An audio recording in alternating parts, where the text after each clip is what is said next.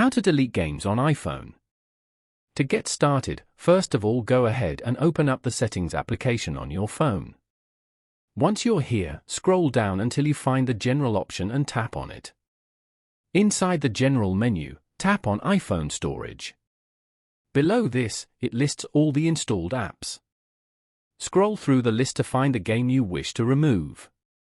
Tap on the game you want to uninstall. For this example, we will be selecting Roblox. On this screen, you can see the app size and its related data. Tapping on the app opens a new screen with two options. Tap on Delete App. A confirmation pop-up will appear. Tap on Delete again to permanently remove the app and all its data from your device.